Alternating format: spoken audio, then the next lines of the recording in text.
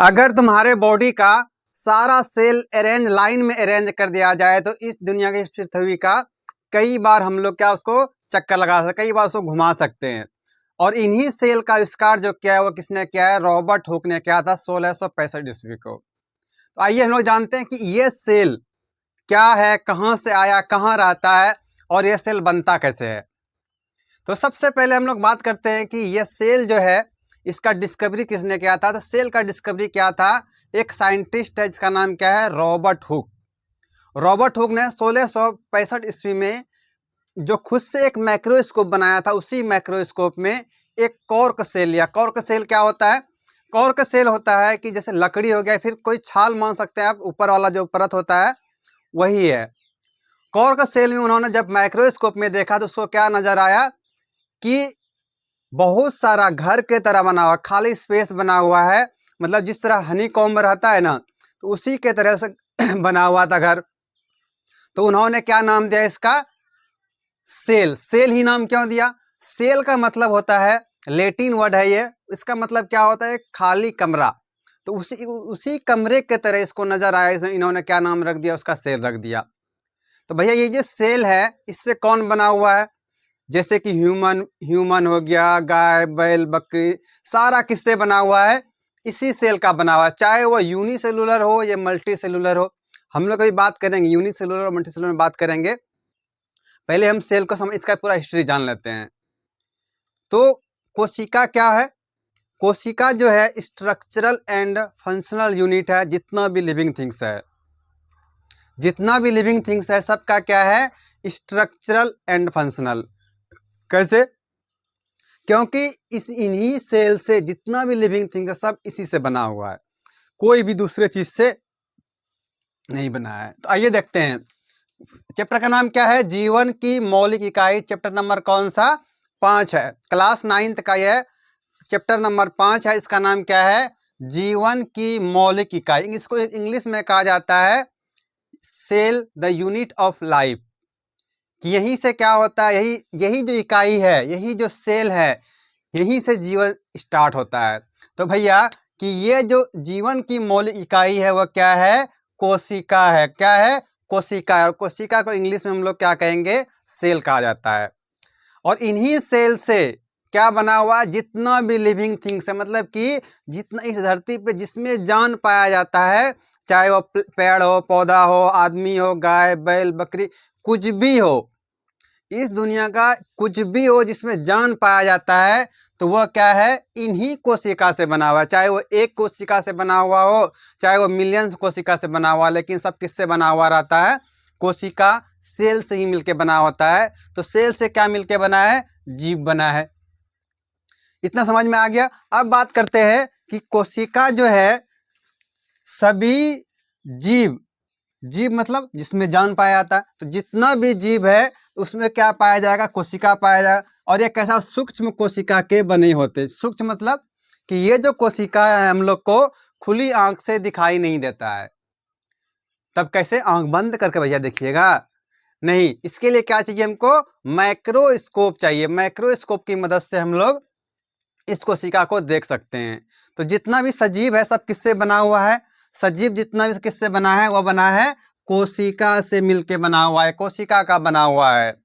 और यही कोशिका जो है क्या है? सभी जीवों की स्ट्रक्चरल एंड फंक्शनल यूनिट है। इसका मतलब क्या हुआ स्ट्रक्चरल और फंक्शनल यूनिट का? कि जितना भी सजीव है सब किससे बना है? कोशिका से बना है, इसीलिए क्या स्ट्रक्चरल बोल दिए। और फंक्शनल क्या? सारा का सारा फंक्शन किससे हो रहा है? इसी यूनिट से, इसी सेल से हो पा रहा है। जैसे हम लोग घर बनाते हैं तो क्या करते हैं कि घर बना किससे बनाते हैं? ईंट से। ईंट को ईंट जोड़ते जाते तब हमारा घर बनता है। तो जस्ट उसी तरह से सेल सेल जुड़ते गया, सेल सेल में जुड़ते गया और ऑर्गेन बनता है या फिर किसी का बॉडी बनता है। जो यूनिसेलुलर है उसका पूरा बॉडी बन गया एक ही सेल में। तो आइए देखते हैं। दूसरा पॉइंट कहता है कि सन 1665 में कॉर्क कोशिका में रॉबर्ट हुक ने देखा। क्या देखा? सेल को देखा। कब देखा था? 1665 ईस्वी को रॉबर्ट हुक ने एक कॉर्क सेल में कोशिका को देखा था। यह कैसा था? कैसा कोशिका है? भी इस कोशिका में जान नहीं है, यह मृत कोशिका था। तो भैया अगर मृत सिर्फ कोशिका का कुछ भी नहीं दिया हुआ रहे, मृत या फिर जीवित, तो किसका नाम लेंगे? हम लोग रॉबर्ट हुक का नाम लिखेंगे। लेकिन अगर जीवित कोशिका का नाम आता है तब क्या करोगे? क्योंकि इन्होंने रॉबर्ट हुक ने तो सिर्फ क्या किसमें दिया था? एक कॉर्क सेल में, जो मरा हुआ सेल था। मरे हुए सेल में इन्होंने देखा कि हाँ सेल होता है, एक कमरे की तरह है और एक खाली कमरा है। लेकिन जो जीवित कोशिका को देखा, और किसमें देखा था? तालाब का जो पानी है ना उसी में देखा था। और वो किसने? Leeuwen hook. किसने देखा था? नाम याद रखेगा, ल्यूवेन हुक। और ल्यूवेन हुक ने ही क्या दिया था? 1674 ईस्वी को इन्होंने दिया कि जीवित कोशिका इसी से बना हुआ है, सेल का ही बना हुआ है। चलिए आगे चलते हैं। Study of cell is known as cytology. इसका क्या मतलब हुआ? कि हम लोग जो सेल का स्टडी करते हैं, सेल के बारे में पढ़ते हैं, कोशिका के बारे में पढ़ते हैं, तो ये जो कोशिका के बारे में पढ़ रहे हैं क्या कहलाता है? इस स्टडी को कहते हैं साइटोलॉजी। जैसे कि भैया हम लोग साइंस पढ़ते हैं, तो साइंस में जो चीज़ पढ़ रहे हैं, किसी भी चीज़ के बारे में पढ़ रहे हैं, साइंस कहते हैं। जैसे हम लोग उसमें बायोलॉजी पढ़ें, जीव विज्ञान पढ़े, कि किसी जानवर के बारे में, किसी चीज़ के बारे में पढ़ें तो जीव विज्ञान कह देते हैं। केमिस्ट्री पढ़ते हैं, उसमें केमिकल्स के बारे में पढ़ते तो रासायनिक विज्ञान बोल देते हैं। तो उसी तरह से जब हम लोग सेल के बारे में पढ़ते हैं, सेल के बारे में स्टडी करते हैं, तो क्या कहलाता है? साइटोलॉजी कहते हैं। इसी में अगला पॉइंट आता है, दो साइंटिस्ट था, एक का नाम क्या था? स्लाइडन, और दूसरा का नाम था शॉन। इन दोनों ने एक थ्योरी दिया सेल के ऊपर। सेल के ऊपर क्या दिया? एक थ्योरी दिया। तो इसके अनुसार क्या होता है कि सभी जंतु, चाहे वो पेड़ हो, चाहे वो गाय बकरी बैल जो भी हो, सभी जंतु और सभी पेड़ पौधे, तो ये पेड़ पौधे और जंतु सब किससे बना हुआ है? सेल का बना हुआ है। और ये सेल भैया बनता कैसे है? मान लो एक सेल है तो दो सेल कैसे बनेगा? तो ये क्या है, इन्होंने कहा कि प्री एग्जिस्टिंग है। मतलब पहले जो सेल था उन्हीं सेल से दूसरा सेल बना, दूसरा से तीसरा बनेगा, उससे फिर क्या आगे बढ़ते जाएगा।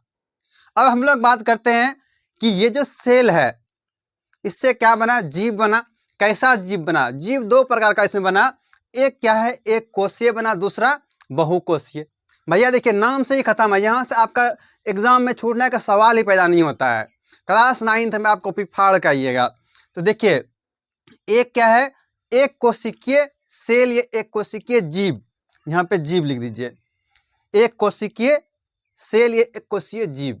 एक कोशिकीय जीव उसको कहा जाता है जो कि सिर्फ और सिर्फ एक ही कोशिका का बना हुआ हो।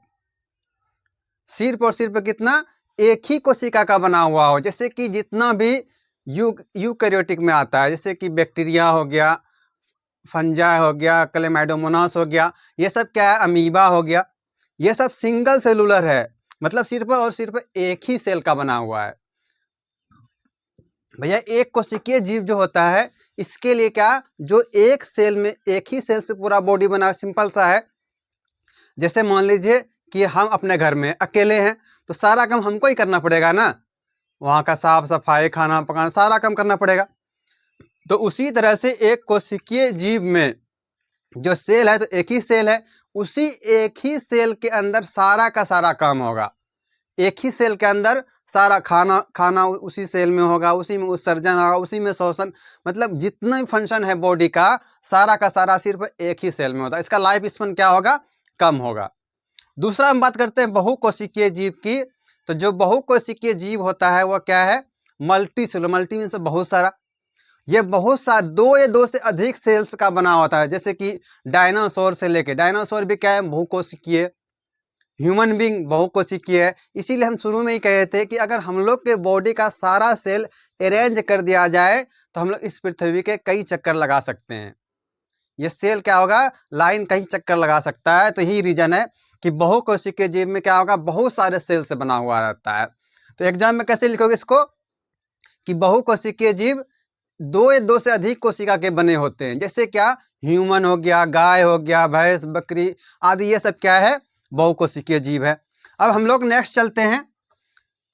कोशिका के आधार पे जो बंटवारा किया गया, मतलब कोशिका के संरचना उसको देख के कि इसमें क्या पाया जाता है, इसमें क्या नहीं पाया जाता है, उसके आधार पे इसको दो भाग में बांटा गया है। एक क्या होता है? प्रोकैरियोटिक कोशिका, प्रोकैरियोटिक कोशिका, और दूसरा क्या होता है? यूकैरियोटिक कोशिका। ये दो तरह का कोशिका को अलग अलग किया। इन दोनों में डिफरेंस क्या है कि जो प्रोकैरियोटिक कोशिका है वह क्या होगा, आकार में छोटा होगा, लेकिन जो यूकैरियोटिक कोशिका वह क्या होगा, इसके कंपैरिजन में ये बड़ा होगा। भैया आपको पहले बता दें कि यूकैरियोटिक कोशिका किसमें पाया जाएगा, सिर्फ और सिर्फ यूनिसेलुलर, मतलब एक कोशिकीय जीव में। बहुकोशिकीय जीव में प्रोकैरियोटिक कोशिका नहीं होगा, उसमें सिर्फ क्या होता है, यूकैरियोटिक कोशिका। अगर आपके एग्जाम में आ जाए कि आपके बॉडी में कौन सा कोशिका है, यूकैरियोटिक या प्रोकैरियोटिक, क्या बताओगे, यूकैरियोटिक वाला है। अगला चलते हैं कि जो प्रोकैरियोटिक होता है इसमें न्यूक्लियर मेम्ब्रेन नहीं होगा, लेकिन इसका न्यूक्लियर मेम्ब्रेन घिरा होता है। उसको समझाएंगे हम लोग, जब न्यूक्लियस के बारे में पढ़ लेंगे तब पता चलेगा। यहाँ पे इसको रहने देते हैं, थोड़ा सा बता देते हैं। जैसे कि ये सेल है, सेल का बाउंड्री हुआ, उसके बीच में पाया जाता है न्यूक्लियस, ये केंद्रक कहते हैं। इस केंद्रक में, जैसे कि यहाँ पे ये केंद्रक में क्या बना हुआ है, दीवार बना हुआ है। तो ये जिसमें दीवार बना हुआ, या क्या हुआ, यूकैरियोटिक वाला हुआ। लेकिन क्या जो प्रोकैरियोटिक है इसमें ये दीवार नहीं होगा, जहां मन तहां ऐसे बिखरा हुआ रहेगा। आगे चलते हैं, न्यूक्लियस इसमें नहीं होता और इसमें क्या होगा, न्यूक्लियस पाया जाता है, मतलब यही केंद्रक। जैसे देखे केंद्रक। अब बात करते हैं कि जो प्रोकैरियोटिक और यूकैरियोटिक सेल्स है, ये दोनों डिवीजन कैसे, डिवीजन मतलब अगर देखो सेल अगर डिवीजन नहीं करेगा तो फिर ग्रो ही नहीं, हम लोग बढ़ेंगे ही नहीं। तो हम लोग बड़े होते मतलब क्या, सेल डिवीजन कर रहा है। तो जो यूकैरियोटिक है वो कैसे डिवीजन कर रहा है, वो ये तो बडिंग के द्वारा कर देगा। लेकिन जो यूकैरियोटिक है, यूकैरियोटिक में क्या होता है, माइटोसिस या मियोसिस, ये दो तरीके से सेल डिवीजन होता है। तो माइटोसिस में क्या होगा, जैसे कि एक सेल से दो सेल बन गया, दो से एक से एक ऐसे, मतलब एक एक दो दो बनते जाएगा, एक से क्या बना, दो बना। लेकिन जो मियोसिस में क्या होता है, एक से चार सेल बन जाएगा। ठीक। अब चलते हैं हम लोग कि जैसे कि हम लोग बोले कि कोशिका किससे बना हुआ है। कोशिका जो बना हुआ है उसमें क्या रहता है, गोल्जी बॉडी, उसमें न्यूक्लियस रहेगा, साइटोप्लाज्म रहेगा। लेकिन भैया शुरू में हम लोग एक चीज पढ़े थे कि जितना भी पेड़ पौधा है और आदमी है जंतु है, सब किससे बना हुआ है, कोशिका से बना हुआ है। लेकिन दोनों में कुछ ना कुछ तो डिफरेंस होगा ना। तो उसी डिफरेंस को हम लोग जानेंगे कि पादप कोशिका, जहाँ पे पादप वर्ड आता है, आप समझ लीजिएगा कि पौधे का बात हो रहा है। जहाँ पे पादप लिखा हुआ है, क्या समझना है कि पौधे के बारे में बात हो रहा है। तो यह क्या, पादप कोशिका मतलब पेड़ पौधे का है। दूसरा क्या, जंतु, मतलब जितना भी जंतु, जैसे कि गाय, बैल, बकरी, हाथी, ऊंट, डायनासोर, ये सब क्या है, जंतु है। तो आइए देखते हैं कि जो पादप कोशिका है उसमें क्या होगा, क्लोरोप्लास्ट पाया जाता है, लेकिन जंतु में क्लोरोप्लास्ट नहीं होता है। जैसे भैया कि कोई भी पेड़ पौधा है वो उसके पास क्लोरोप्लास्ट है, क्लोरोफिल है, जिससे क्या करेगा, वो खाना बनाएगा अपना। क्या करता है, अपना भोजन बनाता है सूर्य की उपस्थिति में। क्या हम लोग अगर धूप में खड़े रहेंगे, खाना बन, मेरा पेट भर जाएगा, नहीं भरेगा। तो भैया क्यों नहीं भरेगा, क्योंकि हमारे पास क्लोरोफिल नहीं है। अगर क्लोरोफिल होता तो धूप में हम लोग भी रिएक्शन करके भोजन बना सकते थे और बिना खाए रह सकते थे। उसके बाद आता है, इसके पास क्या पाया जाता है, रिक्तिका होगा। लेकिन जो जंतु कोशिका है इसके पास रिक्तिका भी नहीं होगा, इतना ध्यान रखिएगा। उसके बाद पादप कोशिका में प्रकाश संश्लेषण होगा। क्यों, अभी भैया बताए कि जिसके पास क्लोरोफिल होगा वही प्रकाश संश्लेषण करेगा, जिसके पास क्लोरोफिल नहीं होगा वो प्रकाश संश्लेषण नहीं करेगा, चाहे वो पेड़ ही क्यों ना हो। तो इसके पास के जो पादप है ये क्या करता है, प्रकाश संश्लेषण करता है। लेकिन जो जंतु है इसके पास है क्लोरोफिल नहीं है, तो इसमें क्या, इसमें क्लोरोफिल प्रकाश संश्लेषण भी नहीं होगा। प्रकाश संश्लेषण उसी में होता है जिसका पत्ता क्या हो, हरा हो, मतलब उसके पास क्या है, क्लोरोफिल पाया जा रहा है। अब बात करते हैं हम लोग कि सेल जो कोशिका है उसका शेप कैसा होगा, वो कितना बड़ा होगा, उसका आकार क्या होगा, उन सब के बारे में जान लेते हैं। शेप ऑफ सेल, हेडिंग दीजिएगा, shape of cell, shapes of cell, कि जो कोशिका है उसका आकार कैसा होगा, कोशिका का आकार, कोशिका का आकार, कि कोशिका का आकार कैसा होता होगा। देखो ज़्यादातर तो अगर सामान्यतः बात करें तो कैसा होता है, आयताकार होता है, आयताकार। लेकिन सेल जो है इसका फिक्स शेप साइज नहीं है। क्यों? जैसे अगर हम सिर्फ एक ह्यूमन बॉडी की बात करें तो इसका जो है, जैसे न्यूरॉन सेल किसको कहते हैं, हमारे ब्रेन में जो सेल पाया जाता है उसको न्यूरॉन सेल कहते हैं। तो न्यूरॉन सेल का आकार अलग होगा, ये ब्रांच्ड होता है। उसी तरह से हम लोग आरबीसी अगर ले लें तो इसका क्या शेप अलग हो जाएगा। अलग जैसे क्या हो जाएगा, इसका डिस्क शेप पाया जाता है। डब्ल्यूबीसी का आकार क्या हो जाएगा, इसका अलग हो जाएगा।